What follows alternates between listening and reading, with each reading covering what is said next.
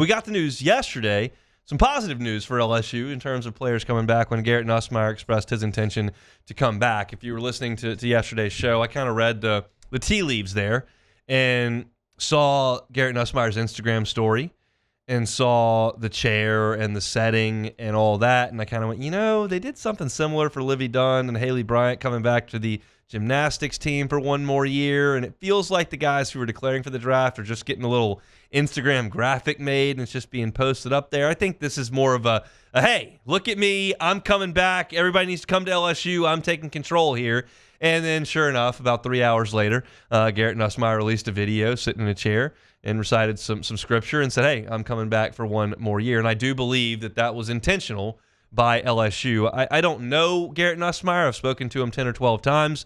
I don't know if this was a deal that he wanted to do or if this is a situation where the coaching staff and those that are in charge of assembling the roster were like, hey, we need to get out and make a public relations statement here that the quarterback is coming back because that entices wide receivers, that entices offensive linemen, entices players that want to compete for championships, knowing that there's a quarterback in place for a fifth year that's done some really good things at the college level. I feel like that's why LSU did that yesterday. And I think the reaction from LSU fans has been overwhelmingly positive. There was a point there in the middle of November when LSU was struggling to win football games and when Garrett Nussmeier threw 3 interceptions against A&M and 2 more against Alabama, that people were a little cranky about the quarterback and the way he was playing and the offense and the offensive coordinator. And I get that. What I've learned over time in this business is when teams lose, never, in my experience, do fans – well, let me process this. When a team that fans perceive to be elite level programs, LSU's baseball program, LSU's football program that we deal with here, basketball on the men's side doesn't necessarily get tossed into this bucket. But when the baseball program and the football program have setbacks, it is almost never the fan base's reaction to go, man, just weren't quite good enough, but I think we're okay. Like that's the way I, Hunt Palmer, generally look at things when I think it's appropriate. The fan base, generally speaking, has to get rid of the quarterback, has to go to the backup, has to go to the portal, has to fire the offensive coordinator, knows that the head coach will never get it done. Like these are the reactions that happen every single time. And it's probably the vocal minority, but it's just the way I've experienced things in this chair because I think some people don't operate this way. I think it's part of my responsibility to have a pulse as to what the fan base feels like. I think that allows me to speak to what they're feeling. It allows me to speak to what they're interested in. And I think losing touch with that would be a misstep. So I do pay attention to my Twitter mentions. I do pay attention to message boards, whether it's Tiger Droppings or Shays over at On3. I do pay attention to my friends in group texts and my family group texts and just try to aggregate as much as I can about how the fan base kind of feels. And at one point in the middle of November, the fan base was disheartened by Garrett Nussmeier's play. I think it's fair to say that. My reaction has always been, man, like this guy gives LSU a chance. He gives LSU a chance.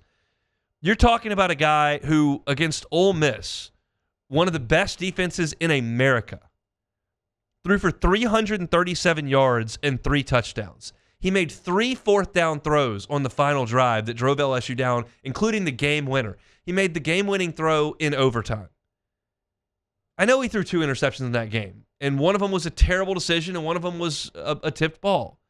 But he threw for 337 and 3 touchdowns against one of the best defenses in college football. You're talking about a guy who, as of January 1st, will have produced the second most passing yards in LSU football history in a single season. I just have a hard time shrugging that off and saying, can we get to the next guy, please? It's just not that easy. Look at quarterback play around the SEC this year. Carson Beck dealt with a lot of struggles. Jackson Dart didn't get it done in the swamp. Quinn Ewers had his issues. He couldn't get over the hump against Georgia. I know that he was dealing with an injury, and I'll give him a little bit of a pass for that, but deal's a deal. Nico Iamaleava wasn't very good early in the season. He was a 5-star recruit. He went up to Fayetteville, was terrible.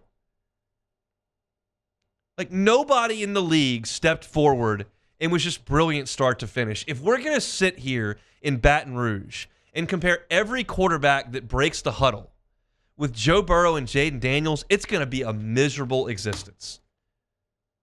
It's okay to hold LSU to the highest standard. It's tough to tell every quarterback they need to be nearly flawless. Joe Burrow and Jayden Daniels were nearly flawless. It's two of the greatest single seasons in SEC football history. Because it's right in our rearview mirror, it's so fresh to us, we feel like we can apply those type of standards, I think, at times. We need to kind of relax on that. Here's my thought on Garrett Nussmeier coming back to LSU. It gives LSU a real chance to play relevant football late into next year. It's a difficult schedule. We're going to talk about that coming up in the next segment. It's a difficult schedule. But Garrett Nussmeier, having been through the ringer 1 year, should make improvements. And if you tell me that once again he will throw for the second most yards in the history of LSU football, which he could, it's not like his wide receiver group this year was just outstanding. Let's see what his wide receiver group looks like next year. His offensive line is going to have to help him out. But if he can do that again and take those interceptions down from 5, 9, 11, take those down from 11 to 7, take 4 away, you've got a first-team all-league quarterback. Because if he takes 2 interceptions away from against Texas A&M and 1 away against South Carolina, which kind of looked bad, you're talking about a team that probably finishes with 2 SEC losses and is right on the outside of the playoff. The only game I have trouble reconciling is the Alabama game. And I get that that's an important game for LSU quarterbacks. You got to play better in that game. No question. I'm not here to duck that at all. But I'm curious how much of that was LSU's inability to run, how much of it was the rain, which that day was just miserable, because that was clearly the worst that LSU's passing game looked all year. And there were some quarterbacks that did some good things against Alabama. And LSU just looked completely inept. LSU did not look completely inept against Texas A&M until the last 20 minutes of the game. And that the game had changed. A&M was coming at LSU with that really good pass rush, and that crowd was on fire, and Nussmeier played very poorly. But he played great in the first half. Great in the first half. Great. That touchdown to Mason Taylor on the fade route was exceptional. LSU was precise. They were controlling the ball. They were controlling the game. He made one terrible mental error, and then the house of cards fell. The defense couldn't handle it, and Nussmeier made 2 terrible plays. He actually led one really good drive in that game to bring LSU right back into it. But I didn't think he was terrible at Florida. LSU didn't score enough points, but he didn't throw an interception, made some really good plays on 3rd down. He ran the ball a little bit in that game. Like, I thought he was bad against Alabama. Maybe that was the rain. Maybe that was the defense. I'm not sure. But the point I'm trying to make here is this guy finished in the top 3 or 4 in every passing statistic in the SEC. He threw for the 2nd most yards in the history of the program in a single season. He's going to be a 5th-year quarterback with a great knowledge of the game, experience of going through the conference, and the ability to grow under this staff for another year. You're probably not going to hear me a lot of the time talk about the jump Joe Burrow made in his final year and Jayden Daniels made in his final year, because once again, I just don't know how fair it is to continue to compare quarterbacks to Heisman winners. Also, just the situations around those quarterbacks, too. The receivers that both of those guys had compared to what Garrett Nussmeier will likely have next season. No doubt. But I think they can find another Kyron Lacey. I think they can find another C.J. Daniels. Mason Taylor's really good, but I think Trey'Dez Green is going to be a factor next year in some way, shape, or form. Not going to look like Mason Taylor because I just don't think he's going to be able to block like that, but he's going to be a factor in the pass-catching game. And you've got Aaron Anderson back, and I'm thrilled that Garrett Nussmeier's coming back. And I think that he gives LSU a fighting chance when he goes out there, because on a given day, Garrett Nussmeier can throw for 337 and 3 touchdowns against just about anybody. on a given day.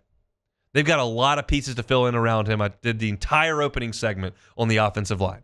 And they got to fix that in a hurry.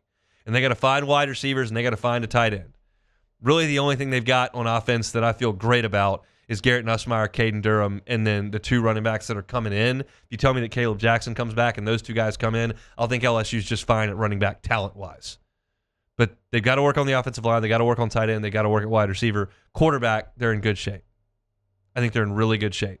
And if you dismiss that, we just disagree. That's okay. It's what passions make what makes this whole thing fun.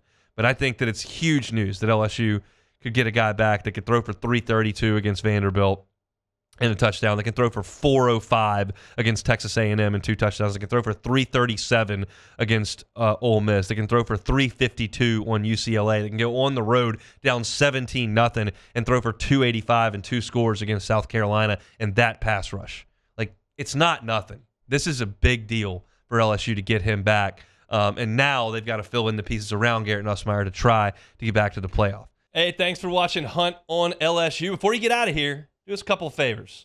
Hit that like button, leave your comments below, and subscribe to the channel for all your Fighting Tiger football talk. See you next time.